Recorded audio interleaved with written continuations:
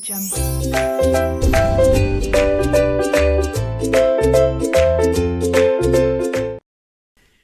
Evening जी, good evening साਰਿਆਂ ਨੂੰ। ਕੀ ਹਾਲ ਚਾਲ? आगे सारे फैमिली दे मेंबर ठीक है? नहीं आए तो फटाफट से बुला लो। बच्चा कह रहा है बुला तो लेंगे, पहले आप ये बताओ पंजाबी में क्लास तो नहीं लोगे? और नहीं नहीं नलायको, पंजाबी में क्लास नहीं लूंगा, नॉर्मल लूंगा, जैसे मैं लेता हूँ वैसे ही मेरा बोलने का मन कर रहा था। चलो ऐसा करो, फटाफट सभी दोस्तों को बुला लो जी कि अमेंडमेंट क्लास नंबर 2 स्टार्ट हो चुकी है। वैसे मुझे पता है बहुत कम बच्चे आएंगे, क्योंकि ना ये हर बार का ट्रेंड मैं देख चुका हूँ। जब पहली क्लास होती है तो बहुत सारे बच्चे, मतलब मुझे इतना अच्छा लगता है ना कि देखो इतने सारे बच्चे पढ़ रहे हैं। अमेंडमेंट क्लास नंबर 2 में आप खुद देखना 50% बच्चा बैठा होगा। और जब मेरी लास्ट अमेंडमेंट क्लास होगी ना, सिर्फ 10 या 20% बच्चा। क्यों? बच्चा कह रहा है विवेक सर तो पागल है। भाई तुझे नहीं पता क्या, ये हर बार ना यूट्यूब पे आ जाते हैं और बस अमेंडमेंट करवाते हैं। अमेंडमेंट तो हमारी मर्जी, हम जब मर्जी देखें। हमने कोई लाइव आके हमने कोई अपना टाइम वेस्ट करना है? सर ये उनको नहीं पता, अगर वो अभी साथ साथ देख लेंगे ना उनका बहुत भला होगा, एग्जाम में दिक्कत नहीं आएगी। सर बाद में नहीं देखी जाएंगी अमेंडमेंट्स, काफी कॉम्प्लिकेटेड हैं, साथ साथ करोगे विद एग्जांपल करोगे, फायदा आपका है, फायदा मेरा नहीं। डिग्री मुझे मिल चुकी है जी, मैं सिर्फ आपकी डिग्री के लिए काम कर रहा हूं। तो जो नालायक बच्चे साथ में अमेंडमेंट क्लास नहीं देखते, रिक्वेस्ट है बाद में देख लेना। ऐसा ना हो कि एग्जाम में जब क्वेश्चन बने ना अमेंडमेंट वाले तो आपको समझ में ही ना आए। और ये कल 2-3 नालायक बच्चे मैं लाइव सेशन के अंदर देख रहा था। वो बच्चे कहते हैं अमेंडमेंट कितने नंबर की आती है, उनको पहले नंबर बताओ कितने नंबर की आती है। अगर आप बोल दोगे आती हैं 2-3 नंबर की, वो तो सारी अमेंडमेंट छोड़ देंगे, उनके लिए किसी काम की नहीं है। अगर आप बोल दोगे 20 नंबर की, फिर वो अमेंडमेंट क्लास देखेंगे। मतलब कितने नंबर की आती हैं उसके बेस पे अपडेशन करोगे, वैसे अपडेशन नहीं करोगे। सर एक बात मुझे बताना, क्या आपने सीएस नहीं बनना? क्या क्या प्रोफेशनल नहीं बनना? उसके बाद अपडेशन कहाँ जाएंगी? और मैं आपको बार बार कह रहा हूँ, इस बार की अमेंडमेंट ऐसी हैं, बिना अमेंडमेंट के पेपर बन ही नहीं सकता। आपने कल की क्लास में देख लिया होगा। ठीक है, बहुत सारे बच्चों को डाउट्स भी थे, 90% बच्चों को क्लियर भी हो चुका था। जिन 10% बच्चों को डाउट्स थे, पहले आज उनके डाउट्स लेंगे, फिर अमेंडमेंट क्लास नंबर 2 स्टार्ट करेंगे। और आज हम करेंगे प्रैक्टिकल क्वेश्चन। ठीक है, एक बार मैं दोबारा से रिवीजन कराऊंगा अमेंडमेंट क्लास नंबर 1 की, ताकि जो बच्चे लास्ट क्लास में खुद रिवीजन करके नहीं आए उसको मैं रिवीजन कराऊंगा, फिर अमेंडमेंट क्लास नंबर 2 हम स्टार्ट करेंगे।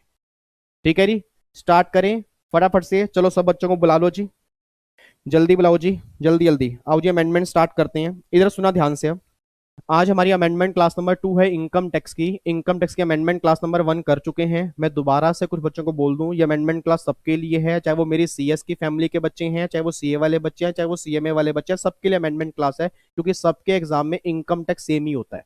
ठीक है, इधर सुना ध्यान से। अब लास्ट क्लास में जो भी आपके डाउट्स थे ना, वो डाउट्स मैंने यहाँ पे लिखे हैं। मैं चाहता हूं जितने बच्चे लाइव बैठे हैं, जब मैं यहाँ पे डाउट्स उनके नाम लूंगा और मैं डाउट्स पूछूंगा, तो कोशिश करना कि आप उनका रिप्लाई करने की, आपका भी कॉन्फिडेंस बिल्डअप होगा कि आपको ये डाउट्स था या नहीं था। सबसे पहला डाउट हिमांशी का आया था। उन्होंने कमेंट बॉक्स में डाला कि सर एग्जाम्पल 1 जो आपने क्लास में करवाया था ना, उसमें 12 लाख की इनकम पे इनकम टैक्स शायद हमें गलत लग रहा है। हिमांशी वाकई ही इससे मुझे पता लगा कि आपने घर जाके बहुत सही ढंग से पढ़ा है। तो 12 लाख की इनकम पे जो हमने टैक्स निकाला, वहां पे थोड़ी सी मिस्टेक थी, उस मिस्टेक को और सही करो। बाकी सारी कैलकुलेशन सही है, ये जो 12 लाख है इस पे थोड़ी सी मिस्टेक है।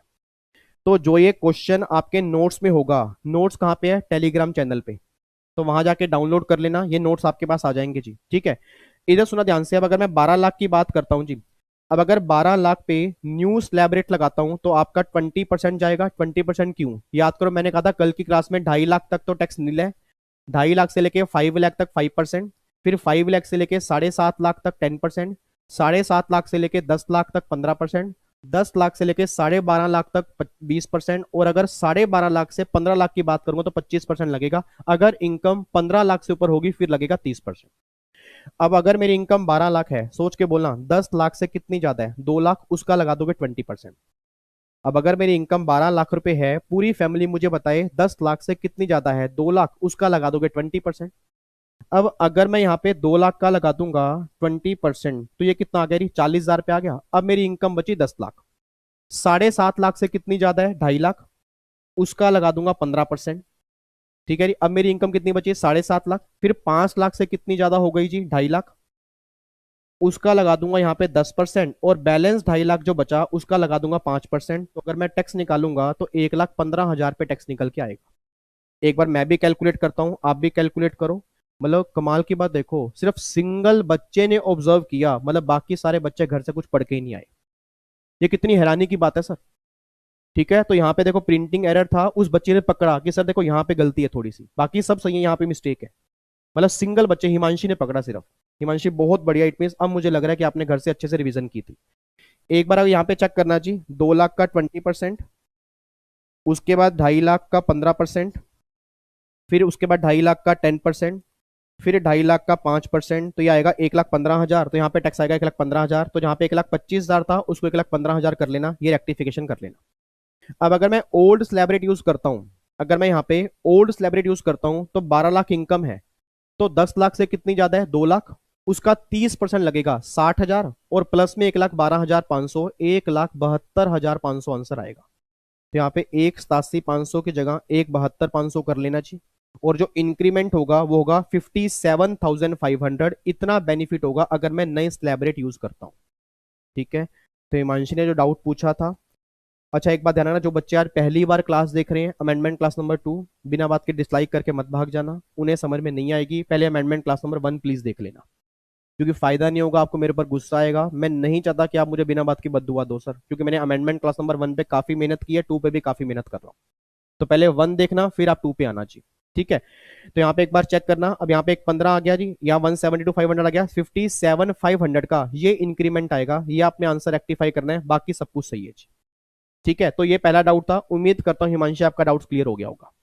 ठीक है जी, उसके बाद फिर अगर मैं डाउट नंबर 2 की बात करता हूं, डाउट नंबर 2 था राजेश का। राजेश ने मुझसे डाउट जब ये पूछा कमेंट बॉक्स में, तो मैं हैरान हो गया कि डाउट आया भी कैसे। राजेश का डाउट ये था कि सर बेसिक एग्जम्पशन लिमिट क्या है न्यू स्कीम के अंदर। राजेश एक बात मुझे बताओ, मैंने कल भी कई बार बोला कि बेसिक एग्जम्पशन लिमिट जो है ना वो 2.5 लाख रुपए की है। चाहे आप रेजिडेंट हो चाहे नॉन रेजिडेंट हो, आपकी एज कुछ भी है, हर केस में 2.5 लाख की लिमिट मिलेगी। 3 लाख और 5 लाख वाला स्लैब रेट जो है वो न्यू स्कीम में एप्लीकेबल नहीं है। तो आपके एग्जाम में अगर क्वेश्चन बनता है कि भैया जो न्यू स्कीम है उसमें बेसिक एग्जाम्पशन लिमिट कितनी है, चाहे वो इंडिविजुअल किसी भी कैटेगरी में कवर होता हो, हर केस में लिमिट आपकी 2.5 लाख होगी। बस एक बात ध्यान देना।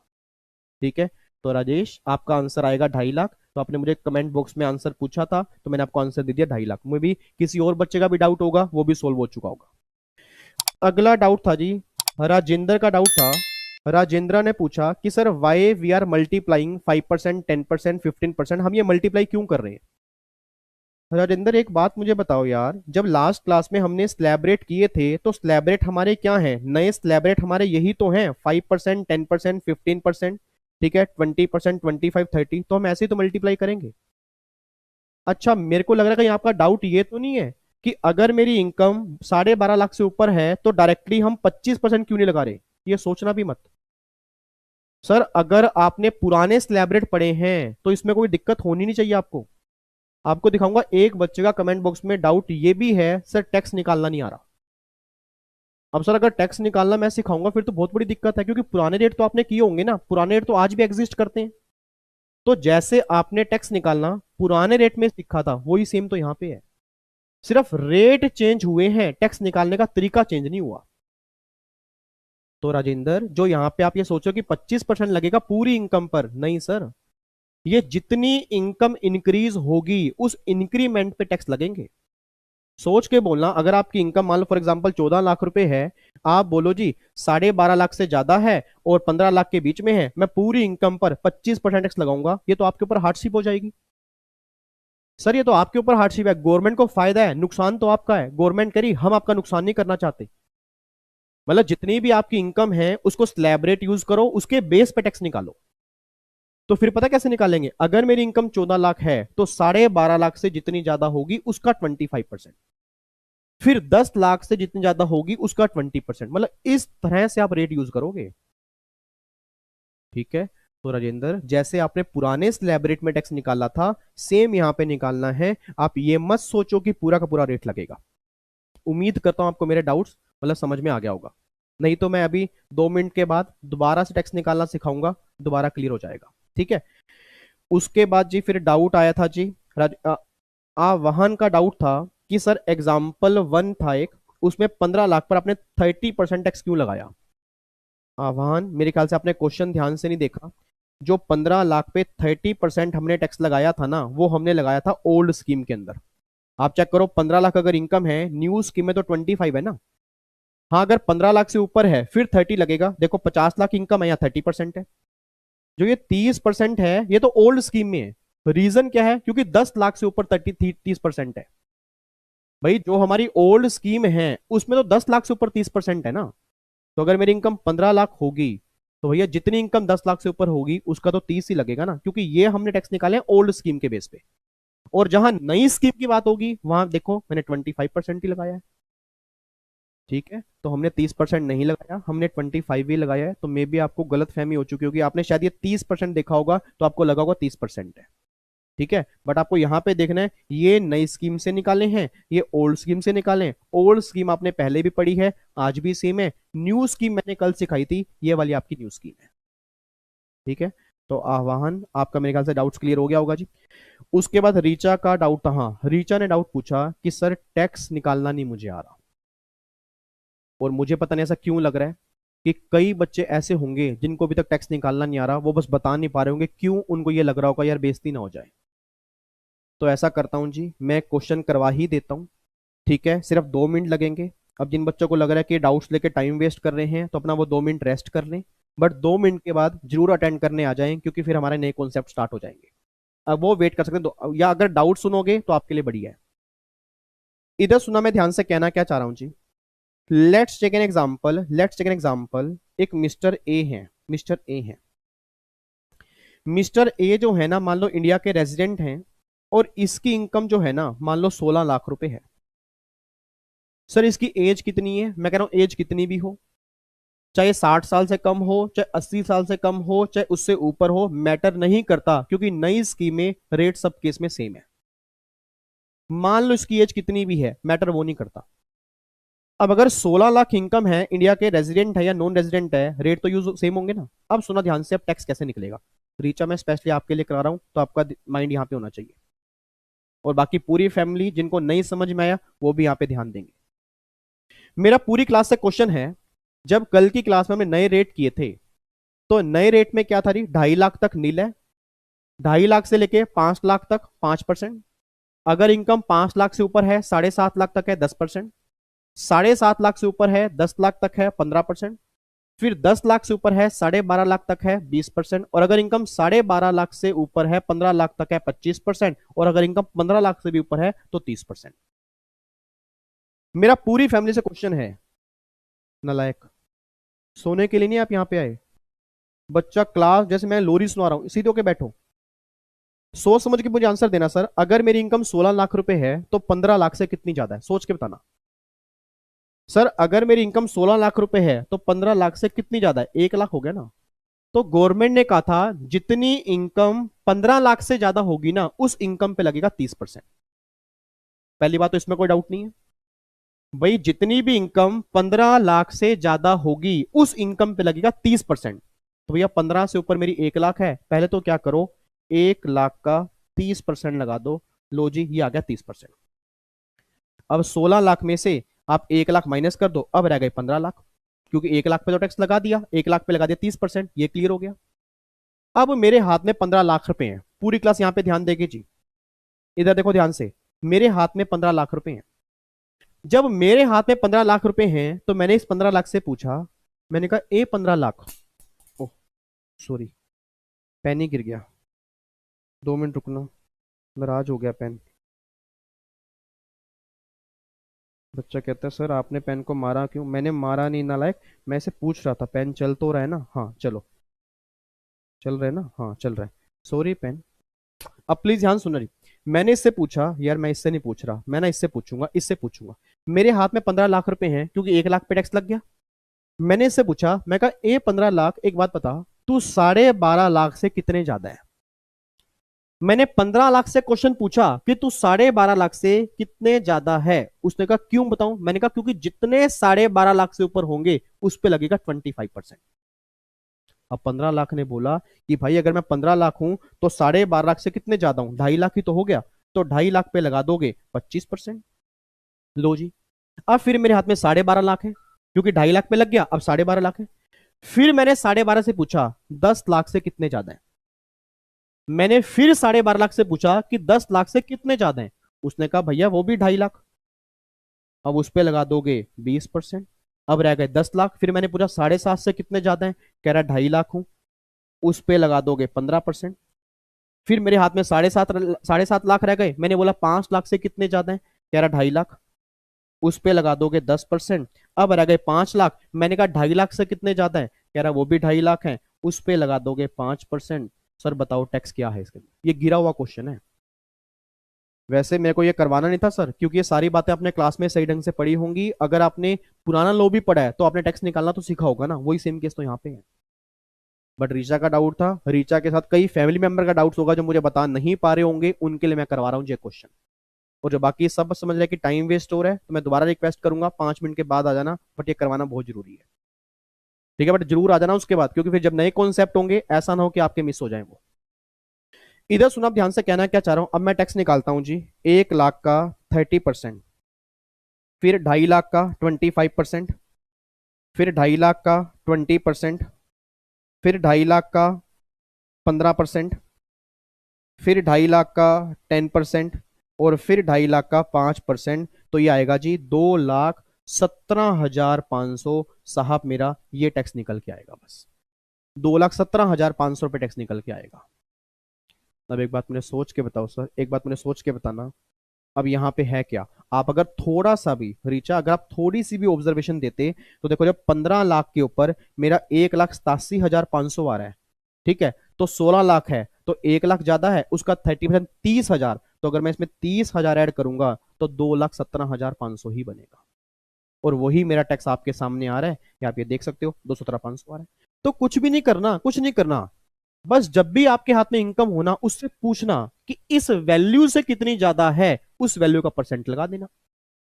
और राजेंद्रा कितना ये गलती मत करना कि पूरी वैल्यू पर, क्योंकि कई नालायक बच्चे क्या सोचते हैं, अच्छा 16 लाख की इनकम है और 15 लाख से ज्यादा है, 30% लगेगा, लगा दिया 16 लाख का 30%। एग्जामिनर कहता है बहुत इंटेलिजेंट बच्चा है, इसको अगली बार बुलाओ, अगले 6 महीने के बाद बुलाता है फिर, क्योंकि वो नालायक बच्चा है सर। उसने बोला 15 से ऊपर है, 30% है सर, 30% किसका, जितनी 15 से ऊपर है उसका, ना कि पूरी वैल्यू का। और अगर आप क्वेश्चन ये सोच के चलोगे ना कि ये इनकम मेरी है, आप लाइफ में कभी गलत नहीं कर पाओगे। क्योंकि आप क्या सोचते हो, क्वेश्चन है सोल्व करना है तो गलत तो होगा ही ना। आप कभी खुद प्रैक्टिकली सोचना कि मेरी इनकम 16 लाख है और मेरी पूरी 16 लाख पर 30% टैक्स लगे, कितनी बड़ी हार्डशिप है। तो गवर्नमेंट ने कहा टेंशन मत लो, ये स्लैब रेट है, इसको यूज करना पड़ेगा, इस कोडिंग टैक्स निकलेगा। ठीक है, तो फाइनली सर कमेंट बॉक्स में जितने भी डाउट्स आए थे मैंने सोल्व कर दिए हैं, जहां तक मैंने पढ़े थे। उसके बाद अगर कोई डाउट्स आए हो मुझे नहीं पता, उसको मैं सोल्व दोबारा कर दूंगा। बट आज के अमेंडमेंट क्लास के एंड में, आज के अमेंडमेंट क्लास में कोई डाउट होंगे वो भी जरूर पूछ लेना, उसको भी हम डिस्कस कर लेंगे नेक्स्ट क्लास में। ठीक है, आओ जी अब स्टार्ट कर रहे हैं फाइनली आज की क्लास। तो जितने बच्चे बैठे हैं, 1 मिनट का टाइम दे रहा हूं, फटाफट सब बच्चों को बुला लो जी अब, क्योंकि अब पुरानी क्लास की डिस्कशन नहीं होगी, डाउट्स मैंने ले लिए हैं, अब सारी बातें होंगी नई की। ठीक है जी, बुलाओ जी, फटाफट से बुलाओ, जल्दी करो। चलो जी, इधर सुनना ध्यान से, इधर सुनना। अब स्टार्ट कर रहे हैं जी आज की क्लास। अब आज की क्लास स्टार्ट करने से पहले ना, एक बार मेरा मन ये बात कह रहा है कि लास्ट क्लास में जो हमने किया उसकी एक बार फटाफट से रिवीजन कर लेते हैं। याद करो लास्ट क्लास में जो अमेंडमेंट क्लास नंबर 1 थी ना, उसके अंदर जो हमने टॉपिक स्टार्ट किया था वो हमने किया था basic concept of income tax, या हम टैक्स रेट की बात करते हैं तो टैक्स रेट हमने किए थे। एक बच्चे का शायद ना चैट बॉक्स में ये भी डाउट था कि सर क्या पुराने रेट आज भी हैं। मैं दोबारा बोल रहा हूं, yes yes yes yes yes, पुराने रेट आज भी हैं। सर ये जो नए रेट आए हैं दैट इज ऑप्शनल, मतलब गवर्नमेंट कह रही है ऑप्शन 1 और ऑप्शन 2 जो मोर बेनिफिशियल है ना उसको तुम चूज कर लो, हमें कोई दिक्कत नहीं। ऑप्शन 1 क्या है, जो पहले करते थे आज भी सेम करना है। ऑप्शन 2 क्या है, ये जो नई स्कीम आपकी है, इस नई स्कीम की बात हो रही है। मुझे पूरी क्लास जितने बच्चे मेरे सामने बैठे हैं चैट बॉक्स में पार्टिसिपेट करके बताएंगे जो हमने कल नई स्कीम पढ़ी वो किसके लिए थी। पहले बोलो सेक्शन क्या था, सेक्शन नंबर क्या था, सेक्शन नंबर 115 बीएसी। सबने बोलना जी, पाप लगेगा, सबको ध्यान रखना अगर नहीं बोला आपने। सेक्शन नंबर क्या था, 115 बीएसी। एप्लीकेबल किसके ऊपर होगा, इंडिविजुअल एचयूएफ, चाहे रेजिडेंट हो चाहे नॉन रेजिडेंट हो, एज कितनी भी हो, इंडिविजुअल एचयूएफ पे लगेगा, AOP BY artificial judicial person पे नहीं लगेगा। उसके बाद गवर्नमेंट कह रही है भैया अगर तुम्हें ऑप्शन लेना है, तुम्हें नई स्कीम में फायदा पता है क्या होगा, तुम्हारे टैक्स रेट कम हो जाएंगे। पुरानी स्कीम में 5%, फिर सीधा 20%, फिर सीधा 30%, यहां पे ऐसा नहीं होगा।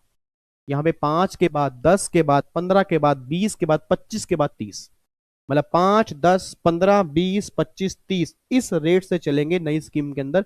पुरानी में 5 के बाद सीधा जंप हमारी 20 पर, 20 के बाद जंप हमारी 30 पर। नई स्कीम में ऐसा नहीं है। एक बच्चा कहता है लाला चाहा लपलफ वाली बात हो गई ये, तो फिर तो मैं नई स्कीम फॉलो करूंगा। मैंने कहा याद करो बच्चे, मेरे नोनू, मेरे सोनू, मेरे मेहरून कलर के बच्चे, मैंने कल की क्लास के अंदर भी कहा था कि अगर नई स्कीम आपको फॉलो करनी है तो बहुत सारे बेनिफिट आपको छोड़ने पड़ेंगे। और कौन से बेनिफिट छोड़ने पड़ेंगे? काफी सारे छोड़ने पड़ेंगे। याद करो, salary, house property, PGBP, capital gain, other source, कई तरह के बेनिफिट हैं, वो सारे अगर छोड़ोगे तब नई स्कीम मिलेगी, नहीं तो नई स्कीम नहीं मिलेगी। एक बच्चा कहता है सर वो मुझे सेक्शन 80 वाला पॉइंट समझ में नहीं आया था, उसमें आपने क्या कहा था? मैंने ये कहा था, याद करो नॉर्मल स्कीम में आप क्या करते हो, ग्रोस टोटल इनकम में से आप सेक्शन 80 की डिडक्शंस माइनस करते हो, फिर आपकी टोटल इनकम निकल के आती है। बट अगर वही आप नई स्कीम फॉलो करोगे तो जितनी मर्जी आपने इन्वेस्टमेंट की हो, सिंगल डिडक्शन माइनस नहीं होगी, जो ग्रोस इनकम होगी वही तुम्हारी टोटल इनकम बन जाएगी। बस हाँ, तीन डिडक्शन है, तीन डिडक्शन। एक तो 80 CCD2 जो एम्प्लॉयर कंट्रीब्यूट करता है वो माइनस हो जाएगी, एक 80 JJAA और एक 80 LA है, वो हमारे नॉर्मली सिलेबस में नहीं है, तो मेनली बस ध्यान देना ये तीन बेनिफिट हैं जो माइनस होंगे और कुछ माइनस नहीं होंगे। सर 80C नहीं होगा, 80U नहीं होगा, 80DD कुछ भी नहीं होगा। मैं कह तो रहा हूं सेक्शन 80 का सिंगल बेनिफिट भी नहीं मिलेगा उन तीन सेक्शन को छोड़ के। ठीक है, उसके बाद क्या नुकसान होगा जी?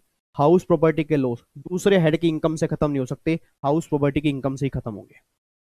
उसके बाद क्या नुकसान होगा? अगर पापा बिजनेस कैरी करते हैं, कई बच्चों को यह भी डाउट था, अगर मेरे फादर बिजनेस कैरी कर रहे हैं और एक बार अगर मैंने स्कीम ले ली है तो लाइफ टाइम तक स्कीम लेनी पड़ेगी। बट एक ऑप्शन है कि आप बीच में विड्रॉ कर सकते हो, और अगर एक बार आपने विड्रॉ कर लिया दोबारा लाइफ में कभी नई स्कीम नहीं मिलेगी। ये बिजनेसमैन वालों को दिक्कत है। सर मेरे पापा तो बिजनेस कैरी नहीं करते, मेरे पापा सैलरी क्लास वाले हैं, मेरे पापा अदर सोर्स की इनकम करते हैं, कैपिटल गेन की इनकम करते हैं, तो आपके फादर फिर हर साल जब रिटर्न फाइल करते हैं उससे पहले बताएंगे स्कीम कौन सी फॉलो करनी है। सर क्या फिर मेरे फादर हर साल नई स्कीम या पुरानी स्कीम देखेंगे? Answer is yes. बट अगर फादर बिजनेस भी कैरी कर रहे हैं और वो नई स्कीम में एंट्री ले लेते हैं, फिर लाइफ टाइम नई स्कीम, और अगर एक बार वहां से बाहर आ गए तो दोबारा कभी भी नई स्कीम में एंट्री नहीं मिलेगी। पापा को ये समझा देना। और ये बात मैं नहीं करा सर, ये बात साफ साफ लॉ में लिखी है, ये बात कल हमने पढ़ी थी। ठीक है जी, तो ये बातें हमने कल पढ़ी थी जी, एक बार हमने रिवीजन करा दी। अच्छा, कौन कौन से बेनिफिट गवर्नमेंट ने छीन लिए उसकी लंबी चौड़ी लिस्ट आपके सामने थी, उम्मीद करूंगा वो लिस्ट आपने घर से पढ़ी होगी। ठीक है, याद आ रहा है कुछ? ये देखो जी, आपको एक बार दिखाई दूं, देखो ये सारे बेनिफिट थे। सेक्शन 10(5) का बेनिफिट नहीं मिलेगा, 10(13) हो गया, 10(14) हो गया, 10(17) हो गया, 10(32) हो गया, 10AA हो गया, सेक्शन 16 हो गया, ये बेनिफिट नहीं मिलेंगे। उसके बाद जी सेक्शन 24B इंटरेस्ट वाला, एडिशनल डेप्रिसिएशन, इन्वेस्टमेंट अलाउंस हो गया, 33AB हो गया, साइंटिफिक रिसर्च वाला हो गया, वो 14 बिजनेस, 35AD वाले हो गया, एग्रीकल्चर एक्सटेंशन, फैमिली पेंशन जो मिलती है उसकी डिडक्शंस हो गया, और सेक्शन 80 की डिडक्शंस हो गया। आपको ये सिंगल बेनिफिट में नहीं मिलेगा अगर फादर नई स्कीम लेना चाहते हैं। तो सिंपल सी बात है सर, अगर कोई पर्सन नई स्कीम लेना चाहता है तो ये सारे बेनिफिट छोड़ दे, नई स्कीम ले ले। नहीं तो अगर ये सारे बेनिफिट भी लेना चाहता है फिर पुरानी स्कीम मिलेगा, फिर नई स्कीम में नहीं आ सकता। ठीक है, अब वो तुम्हें देखना है कि कहां उसको बेनिफिट ज्यादा होगा। वो कैसे पता लगेगा? हर क्वेश्चन जब अलग अलग से निकाल के देखोगे उसके बाद ही पता लगेगा। सर एग्जाम में क्वेश्चन किस तरह से बनेंगे, एक एग्जाम्पल तो मैंने आपको दिखाई ही दिया था, मैं एक बार दोबारा दिखा देता हूं। ये आपका है जी एग्जाम्पल, ये देखो जी, इस एग्जाम्पल को एक बार दोबारा देख लो जी। एग्जाम्पल सेम इस तरह से बनेगा, सेम इस तरह से बनेगा। उसने बोला था 8 लाख रुपए सैलरी की इनकम है, फिर HRA का बेनिफिट है, ठीक है, फिर LTC का बेनिफिट है, और उसने कंट्रीब्यूट किया एम्प्लॉय प्रोविडेंट फंड में। ये सारी बातें उसने बोली है। अब सिंपल सी बात है जी, अगर मेरे पापा कहते हैं नहीं मैं पुरानी स्कीम लूंगा जो चल रही है वही स्कीम लूंगा, तो पापा को सैलरी में से स्टैंडर्ड डिडक्शन मिलेगी, 80C का बेनिफिट मिलेगा, HRA मिलेगा, लीव ट्रेवल अलाउंस मिलेगा, सब कुछ मिलेगा क्योंकि पापा पुरानी स्कीम फॉलो कर रहे हैं। और अगर वही मेरे फादर बोले नाना विवेक मैं पुरानी स्कीम नहीं नई स्कीम फॉलो करूंगा, मैं कहा अंकल फिर ध्यान रखना, आप अगर नई स्कीम फॉलो करोगे ना, सिंगल बेनिफिट आपको नहीं मिलेगा। और अगर सिंगल बेनिफिट नहीं मिलेगा ना, आपकी इनकम 8 लाख ही आएगी। कहते कोई बात नहीं, निकाल के देख लेते हैं, जहां टैक्स कम आएगा उसके बेस पे पे कर देंगे। मैं कहा अंकल मुझे कोई दिक्कत नहीं है, आप निकाल के देख लो, पुरानी स्कीम से क्या आएगा वो निकाल लेते हैं, नई स्कीम से क्या होगा वो निकाल लेते हैं, जहां टैक्स कम आएगा वो पे कर देंगे। अब अगर मैं 8 लाख में से ये माइनस करूं तो मेरी ओल्ड केस में इनकम आ रही है 6,70,000, और न्यू स्कीम में इनकम आ रही है 8 लाख। अब 670 पे याद करो, मैंने कल टैक्स निकाल के दिखाया था जी। अगर पुरानी स्कीम से निकालूंगा ये टैक्स आएगा, नई स्कीम से निकालूंगा तो ये टैक्स आएगा। नई स्कीम में मुझे फायदा हो रहा है सर। तो इसलिए कोई बच्चा जो मेरे सामने बैठा है, अगर ये क्वेश्चन एग्जाम में आता, आप कंसल्ट क्या करके आते, option 2 is more beneficial than option number 1। Reason क्या है? 1,560 रुपए का टैक्स बच रहा है। एक बच्चा कहता है यार मुझे तो विवेक सर की समझ नहीं आ रही। भाई वहां तो बेनिफिट मिल रहे हैं ना, तो वहां बेनिफिट मिल रहे हैं, फायदा तो वहां है।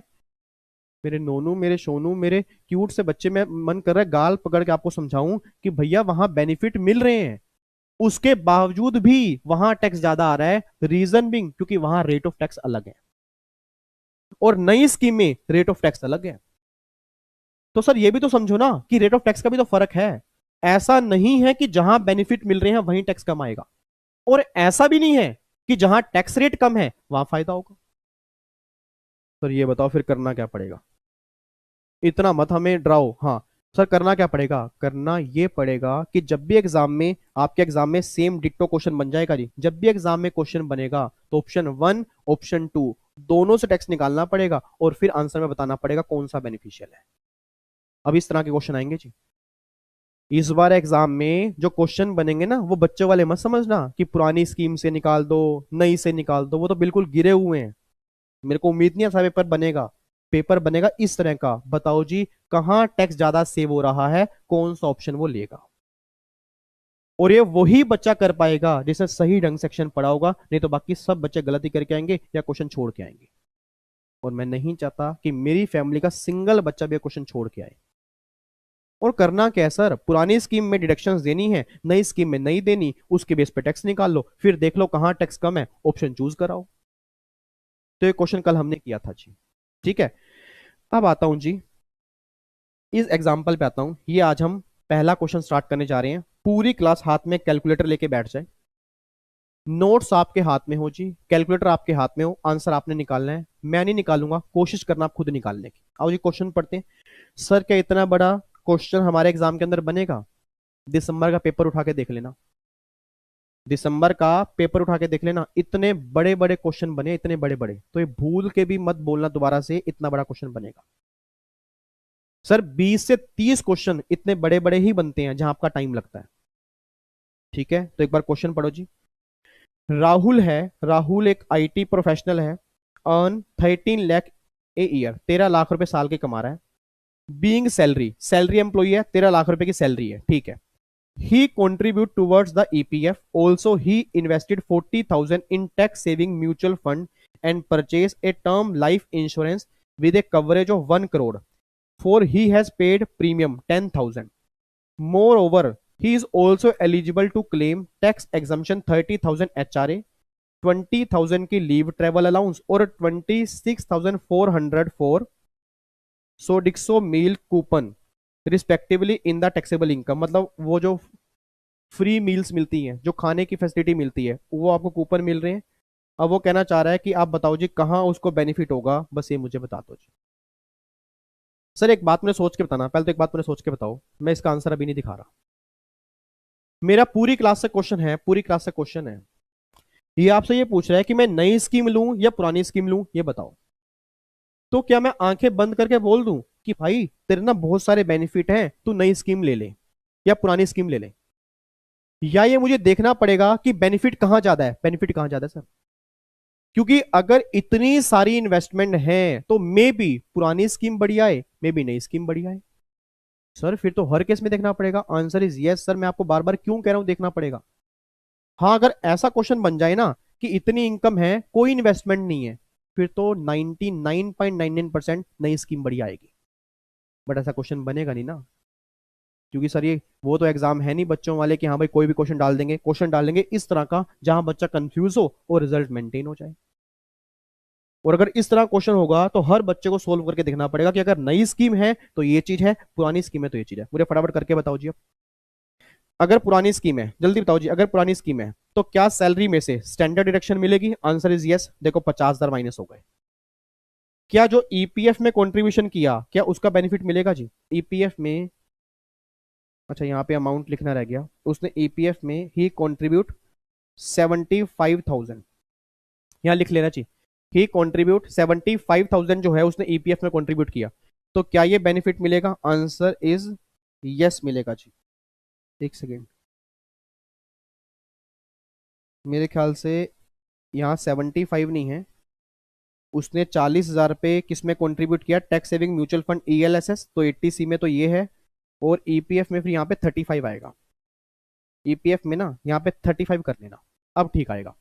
तो मुझे फटाफट से बोलो जी, अब 35 ईपीएफ में 80 सी ये हो गया, और 80 सी 40,000 पे tax saving mutual fund ELSS, तो 80 सी ये भी हो गया, तो 40 और 35 कितना हो गया? 75। तो मुझे फटाफट से बोल दो नहीं, क्या ये ओल्ड स्कीम अगर लेगा तो क्या 75,000 का बेनिफिट मिलेगा नहीं मिलेगा? आंसर इज यस मिलेगा। देखो जी 75,000 इन्होंने ये माइनस कर दिया। क्या पुरानी स्कीम में एचआरए का बेनिफिट नहीं मिलेगा नहीं मिलेगा? आंसर इज यस मिलेगा। देखो एचआरए का बेनिफिट ये माइनस कर दिया। क्या लीव ट्रैवल कंसेशन पुरानी स्कीम में मिलेगा नहीं मिलेगा? वहां सब मिलेगा सर, ये भी मिल गया जी। जो मील कूपन मुझे मिले, सोच के बोलना, कूपन फैसिलिटी मिली, क्या मुझे उसके बेनिफिट मिलेगा नहीं मिलेगा? यस मिलेगा। याद करो सैलरी के चैप्टर में आपने किया होगा जी, ये बेनिफिट आपको मिलेगा। अब टोटल कितना हो गया जी? ये हो गया जी 50,000 प्लस में 75 प्लस में 30,000 प्लस में 20,000 प्लस में 26,400, ये हो गया 2,01,400। इतने का बेनिफिट मिल गया जी। और अगर इसको 13 लाख में से माइनस करूंगा तो 10,98,600 ये मेरी नेट इनकम निकल के आएगी अगर मैं पुरानी स्कीम फॉलो करता हूं।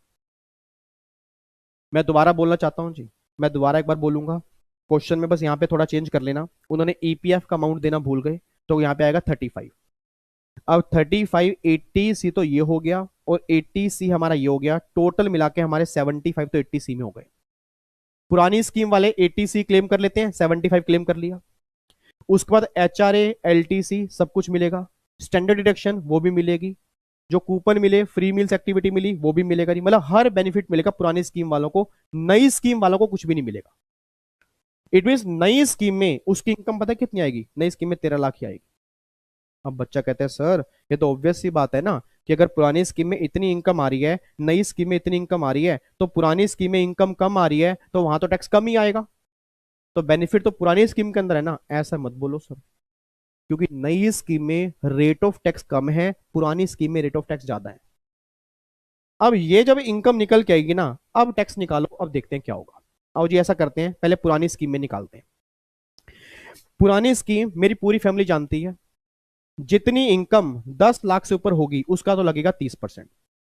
10 लाख से कितनी ज्यादा है जी? 10 लाख से ज्यादा है 98,600, उसका लगा दो 30%। ये कितना आ गया जी?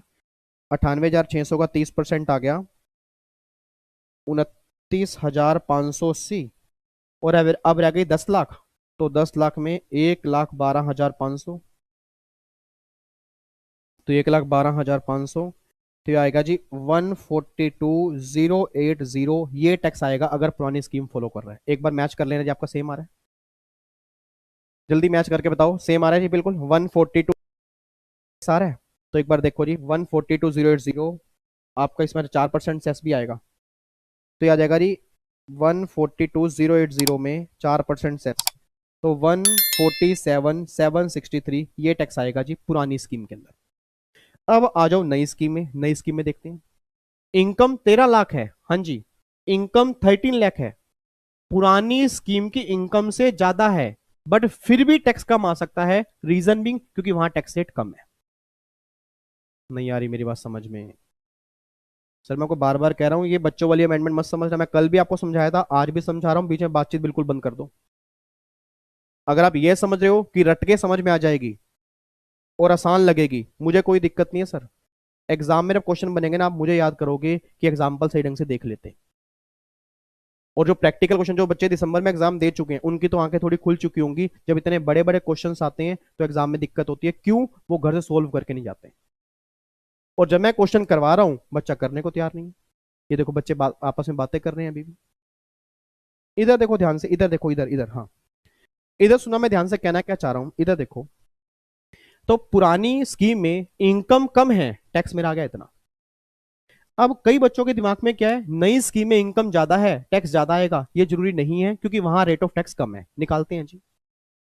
इनकम 13 लाख है, सोच समझ के बोलना। अगर इनकम 13 लाख है तो माइंड में इमेजिनेशन लेके चलो। 13 लाख है तो 12.5 लाख से जितनी ज्यादा इनकम होगी 15 लाख तक 25% लगेगा। तो 12.5 लाख से कितनी ज्यादा है जी? सिर्फ 50,000, क्योंकि 13 लाख है। तो ऐसा करते हैं 50,000 पे तो लगा दिया 25%। अब रह गए 12.5 लाख, क्योंकि 50,000 पे तो लगा दिया, अब 12.5 लाख रह गए। मैंने 12.5 लाख से पूछा 10 लाख से कितने ज्यादा है, उसने कहा 2.5 लाख जी। लो जी, 2.5 लाख का 20%, फिर 2.5 लाख का 15%, फिर 2.5 लाख का 10%, और फिर जो बैलेंस 2.5 लाख बचा उसका लगा दोगे 5%। तो अगर मैं इसका टैक्स निकालता हूं जी, 50,000 का 25%, 2.5 लाख का 20%, फिर 2.5 लाख का 15%, फिर 2.5 लाख का 10%, और फिर 2,50,000 का 5%। तो ये आ रहा है जी 1,37,500 प्लस में 4% सेस। तो साहब ये टैक्स आ रहा है 1,43,000। I love you. कहते हैं ना 1,143 को कई नालायक बच्चे तो बोलते हैं आई लव यू। तो टैक्स आ रहा है I love you 1,000। I love you 1,000 time. सच्ची मैं आपसे करता हूँ, अपने बच्चों से करता हूँ, आई लव यू 1,000 टाइम। देखो वही टैक्स आ गया 143। अब कमाल की बात देखो री, ये सब बच्चे जो नालायक बच्चे ये सोच के बैठे थे कि जहां इनकम कम है वहां टैक्स भी कम आएगा। आप चेक कर लो सर, ऐसा उल्टा हो गया। उल्टा हो गया सर, उल्टा हो गया। क्योंकि पुरानी स्कीम में इनकम कम थी, 10,98,600, टैक्स था ज्यादा। वहां पे टैक्स कितना आ रहा था जी सेस लगाने के बाद? मेरे ख्याल से 147 इतना आ रहा था। नई स्कीम में इनकम ज्यादा है, टैक्स कम आ रहा है 143।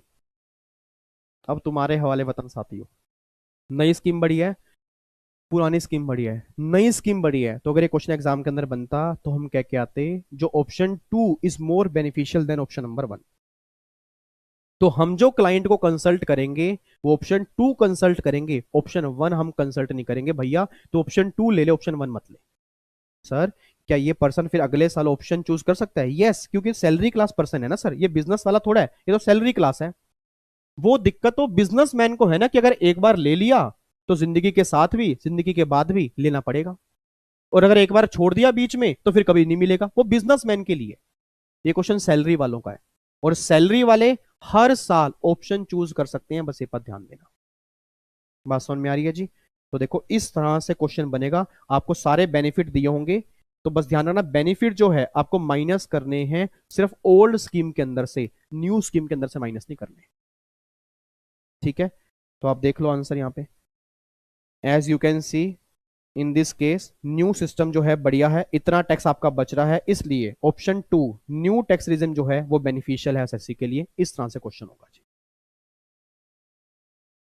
बच्चा कहता है सर, मैंने कहा हाँ। कहता आप हमें एक क्वेश्चन दे दो कोई, और कसम है आपको अगर आपने आंसर दिखाया पाप लगेगा सर आपको। देखो अब आपको पाप लगेगा, पक्का खुद करके दिखाओगे? झूठ मत बोलना, चैट बॉक्स में फटाफट लिख के बताओ कि अगर मैं क्वेश्चन देता हूं कौन से बच्चे ऐसे हैं जो कोशिश करेंगे खुद सोल्व। कोशिश करो सर, मैं आंसर बता दूंगा बट आप पहले कोशिश करोगे। लिख के बताओ कौन कौन है जी। लो जी, कई बच्चे कह रहे हैं सर हम करने की कोशिश करेंगे, कई बच्चे कह रहे हैं चल भाई सेशन बंद कर चलते हैं, हमारा क्या है क्वेश्चन बाद में देख लेंगे जब सर करवा देंगे, हमें तो सर के कराए हुए देखने हैं। चलो जी, अब जो ऐसा कह रहे हैं उनको तो मैं क्या देखूं। ये लो जी, ये क्वेश्चन है जी, क्वेश्चन नंबर 4 आपके सामने, अगर आपको यहाँ पे दिख रहा हो, सिद्धार्थ के नाम से है। क्वेश्चन पढ़ देता हूं, आंसर आप निकालना चाहिए। क्वेश्चन पढ़ देता हूं साथ में। Siddharth who earn 20 lakh annually, 20 lakh रुपए साल की कमाता है।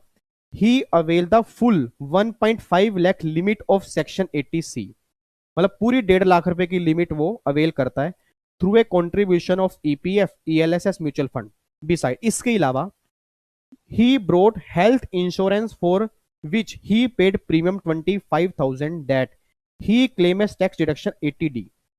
Also to save more tax from his salary, he made additional investment 30,000 in NPS. NPS में कंट्रीब्यूट करता है सिमिलर टू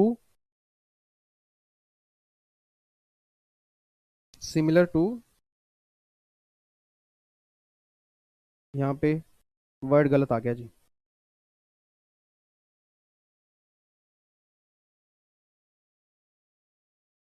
ये वर्ड काट देना यहाँ पे।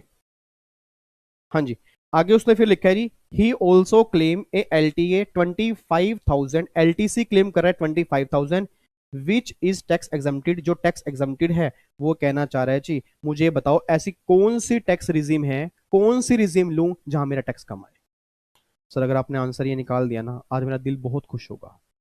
मतलब मेरे को ये लगेगा कि आज जो मैंने अमेंडमेंट क्लास लगाई है ना आज की, सिर्फ प्रैक्टिकल क्वेश्चंस के ऊपर, मैं सफल हो गया। सर ये क्वेश्चन मैं नॉर्मली अपने रेगुलर बैच के अंदर कराता हूँ, ठीक है जी, बट मैं चाह रहा हूँ कि चलो कुछ क्वेश्चन मैं यहाँ पे भी करा दूं ताकि जो बच्चे क्लासेस नहीं ले पा रहे हैं, जिन्होंने पहले ली हुई है, मुझसे भी ली हुई हैं, ताकि उनको पता लगे कि इस तरह के प्रैक्टिकल क्वेश्चन जो हैं वो अगर बनेंगे तो हमें सोल्व करके आने हैं। ठीक है जी, देखो जी फटाफट से आंसर निकालो। मैं भी निकालता हूँ, आप भी निकालो, मैं भी निकाल रहा हूँ जी। सिद्धार्थ सिद्धार्थ मेरे पास आया, वो कह रहा है सर मेरे को ये बता दो कि ये वाला केस है तो नई स्कीम फॉलो करूँ या पुरानी स्कीम फॉलो करूँ। आओ जी देखते हैं सिद्धार्थ, अभी रुको मैं आपको बताता हूँ। ठीक है, 20 माइनस में 1,00,000 माइनस 25 माइनस में 30,000 माइनस में 25 निकल के आएगी।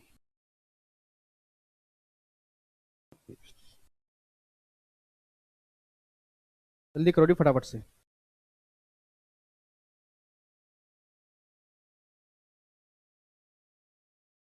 नीचे आंसर है वो नहीं दिखाना है।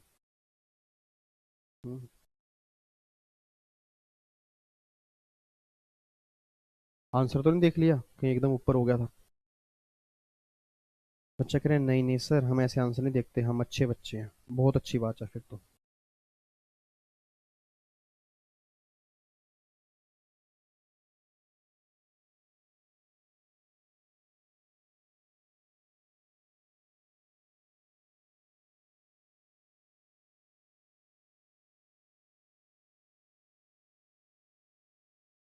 हो गया जी। चलो पहले ये बताओ, ओल्ड अगर ये ओल्ड स्कीम फॉलो करता है, ओल्ड स्कीम फॉलो करता है तो इनकम कितनी आएगी। न्यू स्कीम छोड़ो, न्यू स्कीम छोड़ो, ओल्ड स्कीम में इनकम कितनी आएगी जल्दी बताओ जी चैट बॉक्स के अंदर। अगर ये ओल्ड स्कीम फॉलो कर रहा है तो उसकी इनकम कितनी आएगी ओल्ड स्कीम के अंदर। लो जी एक बार चेक करना, आपने आंसर ऐसे ही निकाला है। एक तो 50,000 रुपये स्टैंडर्ड डिडक्शन माइनस की है, 1,50,000 रुपये एटीसी माइनस किया, HRA 50,000, HRA है इसमें।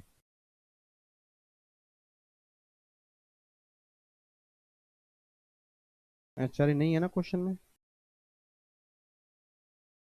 HRA कहाँ से आ गया फिर यहाँ पे। HRA यहाँ से हटाओ जी।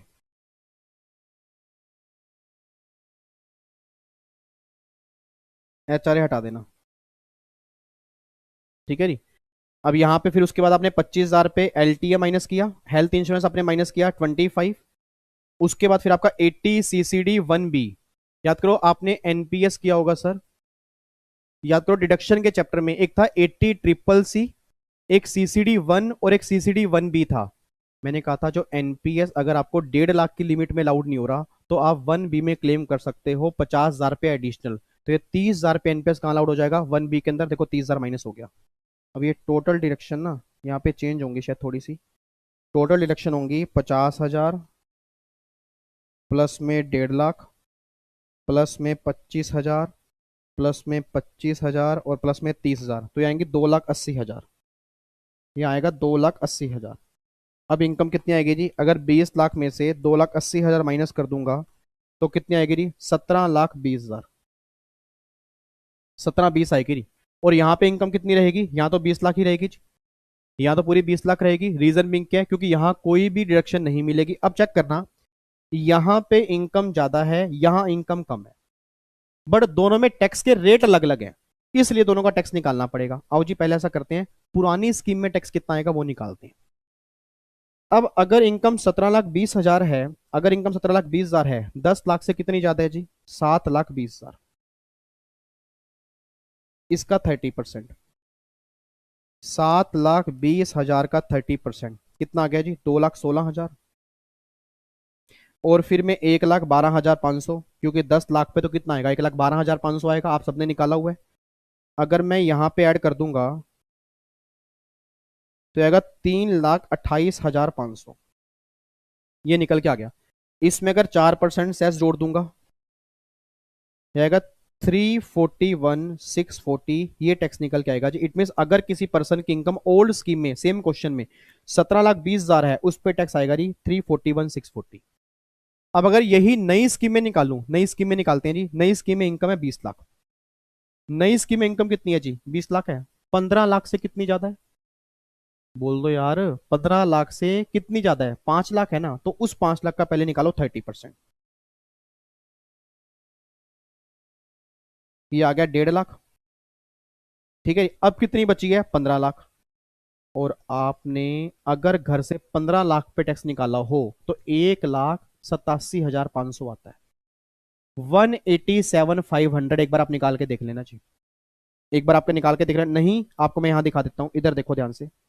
ये जो भी हमने ऊपर क्वेश्चन किया था, ये देखो जी, 15 लाख है, 15 है, टैक्स कितना आ रहा है? 187,500। तो 15 लाख पे तो फिक्स आएगा 187,500। अब उस क्वेश्चन में देखो, अगर इनकम 20 लाख है, कहां पे गया ये रहा, अगर इनकम 20 लाख है तो 15 लाख से ऊपर कितनी हो गई? 5 लाख, उसका 30 1.5 लाख हो गया, अब बैलेंस बचे 15 लाख, उस पे आएगा जी 187,500। इन दोनों का टोटल देख लो जी, 1.5 लाख प्लस में 187,500, तो ये आ गया 3,37,500 प्लस में 4% सेस, ये आएगा जी 3,51,000। अब फाइनली इस क्वेश्चन में, फाइनली इस क्वेश्चन में मेरी ओल्ड स्कीम बड़ी आ रही है, इस क्वेश्चन में ओल्ड स्कीम बड़ी आ रही है, तो इस क्वेश्चन में बोलूंगा ऑप्शन 1 जो है वो बेनिफिशियल है ऑप्शन 2 के अलावा। इसमें ओल्ड स्कीम के अंदर फायदा हो रहा है, न्यू स्कीम के अंदर टैक्स ज्यादा आ रहा है, ओल्ड में कम आ रहा है, तो ओल्ड स्कीम बढ़िया है। तो जो ऊपर वाले 2 क्वेश्चन किए वहां नई स्कीम बढ़िया थी, इस क्वेश्चन में ओल्ड स्कीम बढ़िया है। ठीक है, तो इस क्वेश्चन में थोड़ी सी ना रेक्टिफिकेशन कर लेना, ये HRA बीच में गलत आ गया, यहाँ 17,20,000 आ जाएगा। ठीक है, ये सही कर लेना, 17,20,000 आएगा। उसके बाद फिर 17,20 पे टैक्स निकल के आएगा। 17,20 पे आपका टैक्स कितना रहा है? 3,28,500, 3,28,500 प्लस में 4% सेस, तो यार है 341,640, इतना आ रहा है जी। और न्यू स्कीम में तो सही आ रहा है, न्यू स्कीम में 351 है, तो आपका टैक्स कितना बच रहा है ओल्ड स्कीम में? 351 माइनस में 341,640, तो आपका टैक्स बच रहा है 9,360। तो आपका टैक्स बच रहा है 9,360। तो ओल्ड देखो मैंने लिखा ना, ओल्ड टैक्स जो है वो आपका बढ़िया काम कर रहे हैं, तो ओल्ड स्कीम जो है वो आपके लिए बढ़िया है। इस तरह से एग्जाम में क्वेश्चन बनेंगे।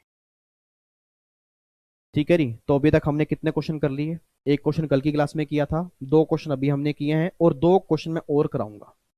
ठीक है, 5 क्वेश्चन अगर आप कर लोगे और पांचों के पांचों अगर समझ में आ गए, ध्यान रखना अमेंडमेंट क्लास खत्म होने के बाद आज की आपने दोबारा से पांचों सोल्व करके देखने हैं। सर अगर दोबारा सोल्व नहीं करोगे ना, फिर एक हफ्ते के बाद दिक्कत आ जाएगी। और मैं दोबारा बोल रहा हूँ सर, इसको रटने वाली अमेंडमेंट मत समझना। ठीक है, जो देखने में लग रही है वो नहीं है, एग्जाम में इस तरह के ही क्वेश्चन फ्रेम होंगे, आपसे एग्जाम में गलती होने के चांसेस पूरे हैं। तो मैं नहीं चाहता कि आप एग्जाम में गलती करके आओ। थोड़ा सा हार्डवर्क होगा, थोड़ा सा बॉडी पेन होगा, ये लगेगा कि यार इतने मुश्किल क्यों है, बट अगर एक बार समझ में आ गए ना, फिर कोई दिक्कत नहीं आएगी। ठीक है, और उम्मीद करूंगा आपको समझ में भी आ रहा होगा। सिर्फ ये चीज है कि जहां ओल्ड की बात करूंगा वहां बेनिफिट मिलेंगे, न्यू वाले में नहीं मिलेंगे। और जब इनकम निकल के आएगी तो ये गलत मत सोचना कि जहां इनकम कम है वहीं टैक्स कम आएगा। हाँ इस क्वेश्चन में आ रहा है, बट अगर ऊपर वाले क्वेश्चन में देखोगे, ऊपर वाले क्वेश्चन में ऐसा नहीं था। तो हर केस में टैक्स निकालना पड़ेगा, फिर जहां बेनिफिशियल होगा ना उसके बेस पे आप काम करोगे, बस ये पर ध्यान देना। ठीक है जी, तो ये आप एक बार निकाल लेना जी आंसर, ये इसका आंसर है। यहाँ पे ओल्ड स्कीम बढ़ी है।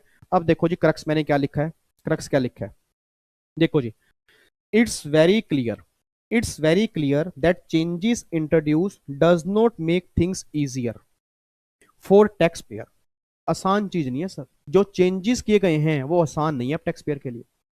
मैंने कहा ना, जो अमेंडमेंट है वो सर सिंपल, क्योंकि उसमें प्रोफेशनल मतलब हमारी इंपॉर्टेंस बढ़ गई।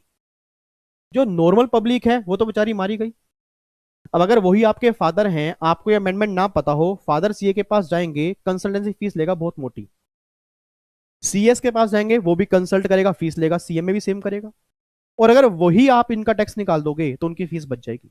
और मैं उम्मीद करूंगा ये अमेंडमेंट समझने के बाद अपने फादर की लाइबिलिटी आप खुद कैलकुलेट करने की कोशिश करना कि पापा अगर ओल्ड स्कीम लोगे तो ये केस है, न्यू स्कीम लोगे तो ये केस है, पापा ये स्कीम बढ़िया है, क्यों सीएससीएस के पास जाते हो। मैंने अभी अमेंडमेंट क्लास पढ़ी है, उस अमेंडमेंट क्लास में सर ने इस तरह के क्वेश्चन करवाए हैं, तो मैं निकाल के बता देता हूँ आपको। अब देखना पापा कितना खुश होंगे, कम से कम अमेंडमेंट तो समझ में आई, रटने वाली बात तो नहीं है। नहीं तो कई बच्चे बस ये रट के बैठ गए, नए रेट आ गए, उनको ये नहीं पता नए रेट आ गए हैं बट किस तरह से कैलकुलेशन होगी। ठीक है जी, देखो यहाँ पे, one shall choose the regime which is most beneficial for him.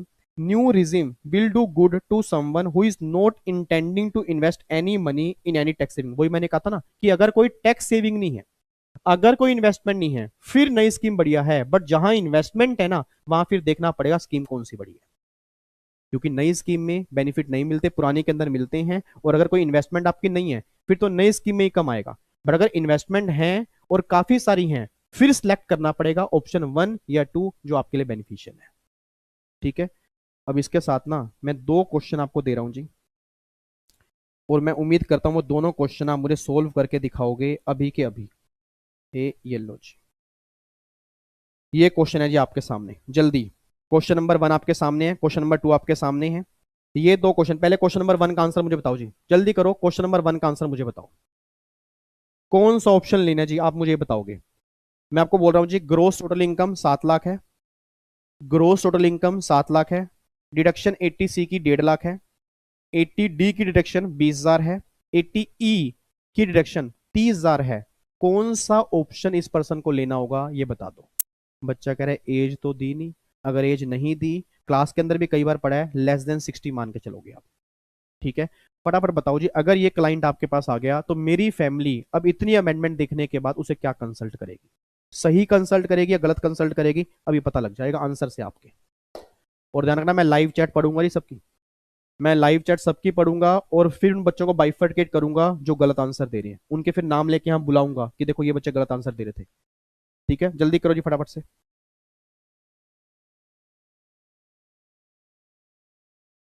मैं भी निकालता हूँ जी।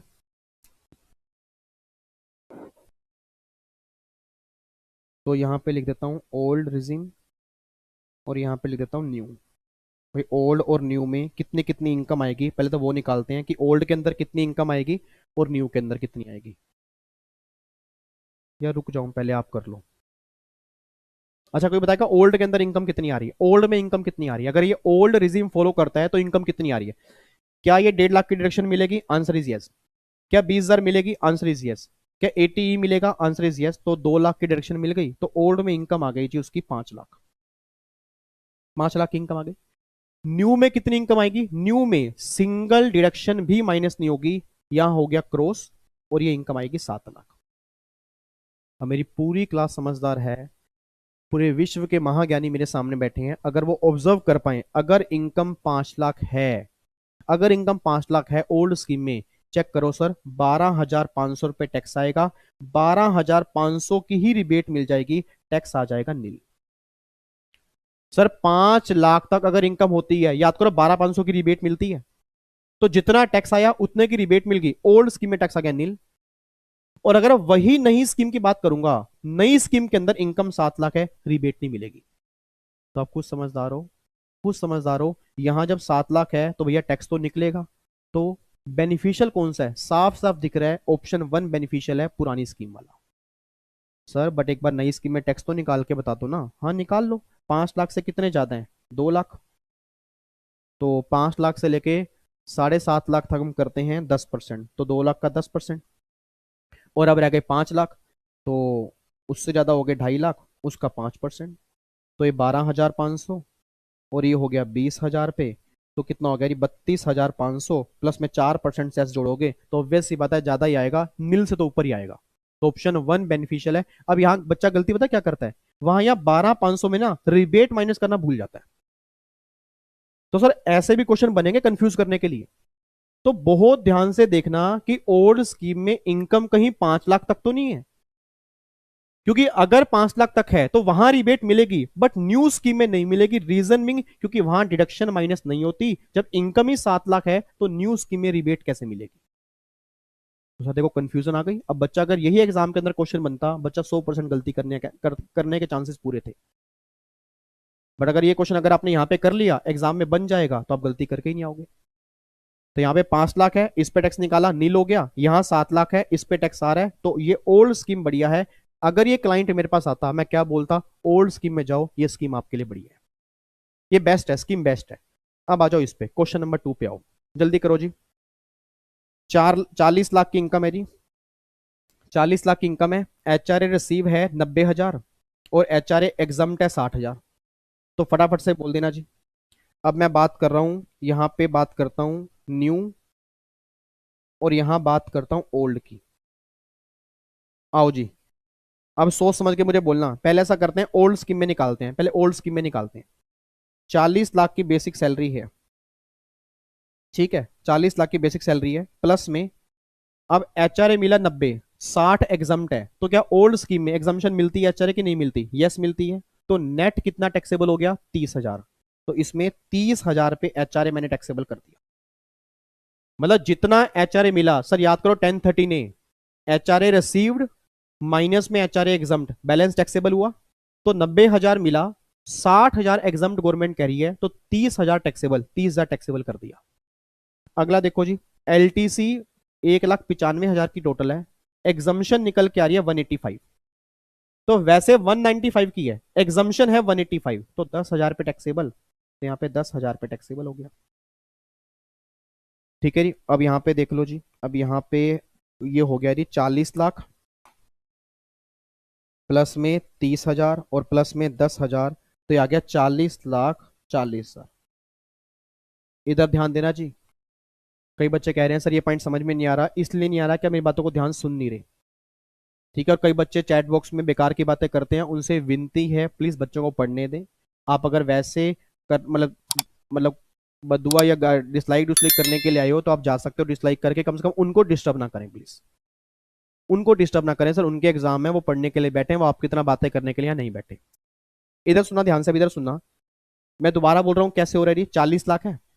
अब इमेजिन करना, मान लो नई स्कीम है ही नहीं, मान लो नई स्कीम है ही नहीं, नई स्कीम को छोड़ दो। दिसंबर तक आपने पढ़ा है जी, दिसंबर तक आपने लो पढ़ा हुआ है, दिसंबर के लो की बात करते हैं। याद करो सैलरी के चैप्टर में हम क्या करते थे, HRA एग्जाम्प्ट था कितना सारा, नहीं, HRA रिसीव्ड माइनस में लीस्ट ऑफ द फॉलोइंग। तो उन्होंने निकाल के दे दिया कि लीस्ट आ रहा है 60,000, तो 90 मिला, 60 एग्जाम्प्ट है, 30,000 टैक्सेबल, मैंने 30,000 ऐड कर दिया। LTC टोटल है 195, गवर्नमेंट करी एग्जाम्प्ट है 185, तो टैक्सेबल कितना हो गया 10,000, 10,000 टैक्सेबल कर दिया। उसके बाद ये आ गया 40,00,000 40,000, माइनस में करूंगा standard deduction 50,000। Sir section 16 standard deduction 50,000 minus में NPS कॉन्ट्रीब्यूशन, तो ये मिलेगा डिडक्शन 80 CCD के अंदर मिल जाएगी 50,000। अब ये निकल के आ गया जी 40 में से 1 लाख माइनस हो गया, तो 39,40,000 रुपए की इनकम आ गई अगर मैं ओल्ड स्कीम फॉलो करता हूं।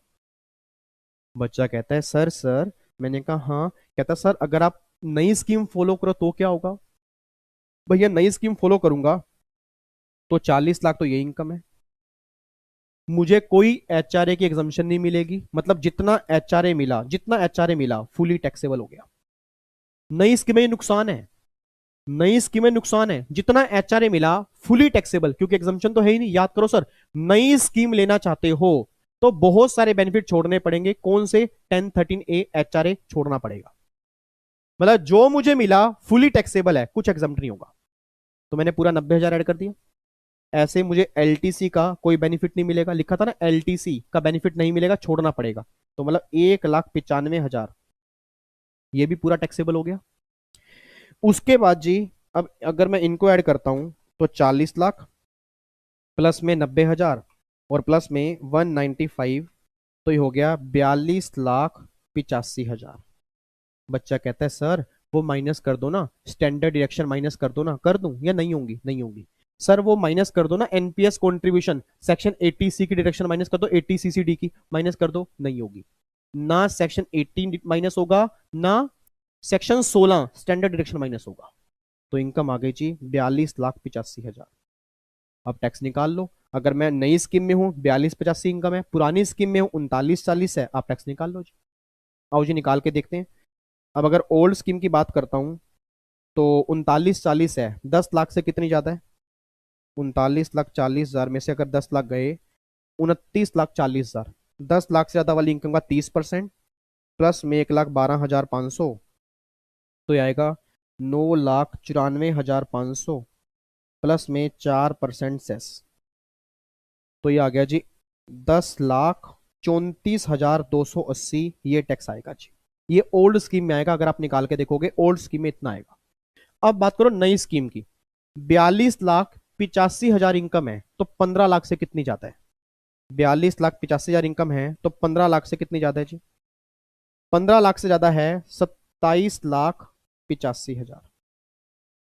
इतनी ज्यादा है, इसका लगा लो 30%, क्योंकि 15 लाख से जो इनकम ऊपर होगी उसका 30% लगेगा। तो इसका 30%, ये हो गया जी 8,35,500 प्लस में 15 लाख पर कितना आता है? 1,87,500। इनका टोटल करूंगा, ये आएगा 10,23,000 प्लस में 4%। तो अगर प्लस में 4% करूंगा तो आएगा जी 10,63,920 रुपए। लॉजिक क्लियर हो गया कि भाई साहब पुरानी स्कीम यूज कर लो, पुरानी स्कीम में टैक्स कम आ रहा है। अगर ये क्लाइंट मेरे पास आता ना जी, अगर ये क्लाइंट मेरे पास आता, पुरानी स्कीम फॉलो कर लो, पुरानी स्कीम में टैक्स कम आ रहा है। बच्चा कहता है सर ये फिर हमें निकालना किस तरह से होगा, मतलब प्रेजेंट किस तरह से करेंगे? टेबल फॉर्म में। आप टेबल बनाओगे, old regime new regime, old regime में डिडक्शंस माइनस करोगे, न्यू में माइनस नहीं करोगे। ठीक है, उसके बाद इनकम आ जाएगी, उसके बेस पे टैक्स निकाल लो। ऑप्शन 1 ऑप्शन 2 बता दो कौन सा बढ़िया है। सर एक बच्चा कहता है, देखो सामने बच्चा है, कहता है सर ये समझ नहीं आ रहा, ये प्लीज दोबारा समझा दो ना। ये आपने HRA 90,000 क्यों ऐड किया और ये 195 क्यों ऐड किया और ओल्ड स्कीम में क्यों नहीं किया? मेरे मिक्स कलर के बच्चे, मैंने इसलिए ऐड किया। एक बात मुझे बताओ, कल की अमेंडमेंट क्लास देखी है? झूठ मत बोलना। देखी है? उसके अंदर मैंने क्या कहा था? नई स्कीम वालों को HRA का बेनिफिट नहीं मिलता, नई स्कीम वालों को LTC का बेनिफिट नहीं मिलता। आपने गलत तो नहीं समझ लिया कि नई स्कीम वालों को HRA नहीं मिलता? मैंने ये नहीं कहा था। मैंने कहा था जितना HRA मिला उसमें एग्जम्पशन नहीं मिलती, मतलब फुली टैक्सेबल। मैंने ये बिल्कुल भी नहीं कहा कि नई स्कीम वालों को LTC नहीं मिलता। LTC मिलता है बट एग्जम्पशन नहीं मिलती, फुली टैक्सेबल। तो सर ये अपने दिमाग में ना थोड़ा सा, ये मैं मान के चल रहा हूं कि दिसंबर में अपने सैलरी का चैप्टर अच्छे से पढ़ा हुआ है, जो रेगुलर बैच वाले बच्चे होंगे, और आपने कहीं से भी लिया होगा, वहां से आपने जरूर पढ़ा होगा सर। तो ये बात ध्यान देना, ये मैंने ऐड इसलिए किया क्योंकि जो मिलेगा फुली टैक्सेबल होगा, क्योंकि गवर्नमेंट ने मना कर दिया न्यू स्कीम वालों को बेनिफिट नहीं मिलते, एग्जाम्शन मिलनी नहीं है। तो अगर एग्जाम्शन ही नहीं मिलनी तो फुली टैक्सेबल होगा ना। बट पुरानी स्कीम में जितना मिला उसमें से एग्जाम्शन माइनस करके बैलेंस टैक्सेबल। तो मैंने इसलिए पुरानी स्कीम में 30,000 और 10,000, फिर स्टैंडर्ड डिडक्शन, फिर सेक्शन 80CCD मैंने माइनस करने के बाद इनकम निकाली, देन टैक्स निकाला। तो पुरानी स्कीम में टैक्स कम आ रहा है, नई में थोड़ा ज्यादा है, तो भैया पुरानी स्कीम बेनिफिशियल है इस क्वेश्चन के अंदर। तो इस तरह से एग्जाम में क्वेश्चन बनेंगे। तो 5 क्वेश्चन हमने कर लिए जी, और ये पांचों ही दोबारा मैं आपको होमवर्क दे रहा हूं। अब ये चैट बॉक्स में मत लिखना कि ये समझ में नहीं आया। पांचों दोबारा से, जब वीडियो अपलोड होगी पीछे करके थोड़ी दोबारा सुन लेना। पांचों क्वेश्चन दोबारा से आपने फिर करने हैं बिना आंसर देखे। और जहां समझ में नहीं आ रहा कमेंट बॉक्स में लिख देना कि सर इस क्वेश्चन में दिक्कत आ रही है। मैं नेक्स्ट क्लास में दोबारा समझाऊंगा, बट मुझे नहीं लगता किसी को भी दिक्कत आ रही होगी। उम्मीद करता हूं आपको समझ में आ रहा होगा। ठीक है, ये पांचों क्वेश्चन है जी। बात समझ में आ रही है? सर आप हमें वो नोट्स लिखवाने वाले थे, आपने कहा था वो इतनी बड़ी अमेंडमेंट्स है उसका मैं क्रक्स लिखवा दूंगा, तो क्या आप हमें क्रक्स लिखवाओगे? आओ जी अब क्रक्स की ही बात करते हैं। ये लो, लिखो जी फटाफट से आप। हेडिंग डाल दो जी, जल्दी लिखो फटाफट नोट्स के अंदर, क्रक्स ऑफ सेक्शन 115 बीएससी। बस ये क्रक्स पढ़ लेना, एग्जाम में जाने से पहले अमेंडमेंट सारी कंप्लीट हो जाएगी। ये क्रक्स सही ढंग से पढ़ लेना, सही ढंग से पढ़ लेना, अमेंडमेंट ऑलमोस्ट कवर हो जाएगी। बट हाँ, जो डिडक्शंस नहीं मिलती या जो बेनिफिट नहीं मिलते उसकी लिस्ट आपको अलग से याद करनी है, ये बात ध्यान देना, ठीक है। देखो जी क्रक्स क्या है, एक बार मैं रीड करवा दूं। एप्लीकेबल किस पे होगा सेक्शन, इंडिविजुअल एचएफ, चाहे वो आर हो चाहे वो एनआर हो। स्लैब रेट 3 लाख और 5 लाख अवेलेबल नहीं है। If assessee opt for section, मतलब अगर वो नई स्कीम फॉलो करता है तो 3 और 5 लाख का एप्लीकेबल नहीं होता, उसके ऊपर सिर्फ 2.5 लाख का लिमिट मिलती है। चैप्टर 6 से डिडक्शन नहीं मिलती, सिर्फ 80 सीसीडी 2, 80 जेजे डबल ए और 80 एल ए, सिर्फ ये बेनिफिट मिलते हैं और नहीं मिलते। हाउस प्रॉपर्टी का लॉस हाउस प्रॉपर्टी की इनकम से खत्म होगा। याद करो मैंने कहा था एएमटी आपके ऊपर एप्लीकेबल नहीं होगा। अगर एएमटी के कोई क्रेडिट बचे हैं, जिन बच्चों ने एएमटी किया होगा उनको ये पता होगा, नहीं किया वो छोड़ दें। याद करो एएमटी क्रेडिट होते हैं, अगर वो बचे हुए हैं और आप नई स्कीम ले लेते हो वो लैप्स हो जाएंगे, खत्म हो जाएंगे, बेकार हो जाएंगे। रिबेट आपको मिलेगी जी, सरचार्ज आपके सेम होंगे जैसे पहले थे, एमआरबी सेम होगा, कोई दिक्कत नहीं। Special rate of tax applicable होंगे, स्पेशल इनकम मतलब long term capital gain, short term capital gain पर वही रेट लगेंगे जो आप पहले लगाते थे। Option available for one's life time, मतलब एक बार मिलेगा लाइफ में बिजनेस प्रोफेशन वालों को, और अगर एक बार बाहर आ गए तो लाइफ में कभी नहीं मिलेगा। और अगर बिजनेस के अलावा दूसरे कोई मतलब और कोई काम कर रहे हो तो उस केस में हर साल फिर आपको बताना पड़ेगा कि मुझे ये ऑप्शन लेना है या नहीं लेना, ठीक है। तो ये 10 पॉइंट मैंने क्रक्स के रूप में निकाले हैं, उम्मीद करूंगा आपको समझ में आएंगे। लिखो जी फटाफट से,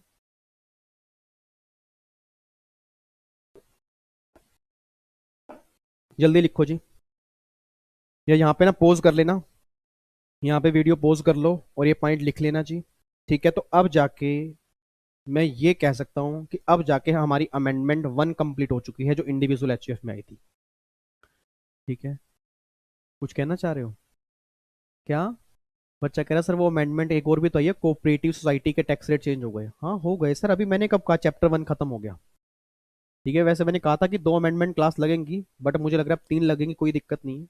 बट मैं आज के अमेंडमेंट क्लास में उसको नहीं कराऊंगा क्योंकि मुझे उसके लिए बिल्कुल फ्री माइंड चाहिए, ठीक है। ऐसा ना हो ना कि मैं करवा दूं, आज ही हमने प्रैक्टिकल क्वेश्चन किए हैं, अगले अमेंडमेंट करा दूं, मिक्स हो जाए सब कुछ, ना ना ना ना। आज आपका सिर्फ एक काम है, ये सारी अमेंडमेंट जो आज हमने की है आज और कल में उसको रिवीजन करना, उसके क्वेश्चन सोल्व करना, करक्स को ध्यान से पढ़ना, कोई डाउट्स अगर बचा है इस अमेंडमेंट में मुझसे पूछना, ताकि मैं अगली अमेंडमेंट कराने से पहले ना ये श्योर हो जाऊं कि आपको लास्ट अमेंडमेंट समझ में आ गई, ठीक है। नेक्स्ट क्लास में अमेंडमेंट करेंगे कोऑपरेटिव सोसाइटी वाले केस में जो नए टैक्स के रेट आए हैं वो क्या है, ठीक है। बट वो इतने इंपॉर्टेंट नहीं है एग्जाम के लिए, ये ज्यादा इंपॉर्टेंट थे, बट हाँ वो भी हम डिटेल में करेंगे, ये भी हमने डिटेल में किया है। तो नेक्स्ट क्लास में वो कंप्लीट करके तो 3 अमेंडमेंट क्लास हमारी पूरी लगेंगी बेसिक कॉन्सेप्ट के चैप्टर में जो अमेंडमेंट आई है उसके ऊपर। फिर हम करेंगे रेजिडेंशियल स्टेटस हो गया, पीजीपी के एप्लीकेशन, धीरे धीरे हम चलते रहेंगे, ठीक है। बट मैं बीच में 2-3 दिन क्लास नहीं डालूंगा जी शिवरात्रि की वजह से, क्योंकि मैंने पहले भी कहा था मुझे घर की इजाजत दे दो, मैं फिर आके दोबारा से अमेंडमेंट क्लास डालनी स्टार्ट कर दूंगा।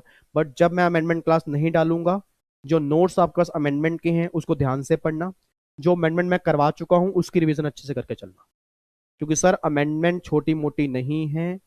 मैं डरा नहीं रहा पर मैं आपको रियलिटी दिखा रहा हूं, अब खुद देख लो, अगर एग्जाम में ऐसे क्वेश्चन बन गए तो फिर हमें अच्छे सोल्व करके आने पड़ेंगे, ठीक है। और ये मत पूछना कितने नंबर के आएंगे, सर मुझे भी नहीं पता, बट अपडेशन बहुत जरूरी है, इसके बिना कुछ नहीं होगा हमारा, ठीक है। लो जी, ये 10 पॉइंट हो गए जी, अब इसको पोज करके लिख लेना, और बाकी फिर हम मुलाकात करेंगे नेक्स्ट क्लास में। नेक्स्ट अमेंडमेंट क्लास होपफुली कल आपके पास आएगी, उसके बाद हमारा चैप्टर 1 पूरा खत्म हो जाएगा, ठीक है।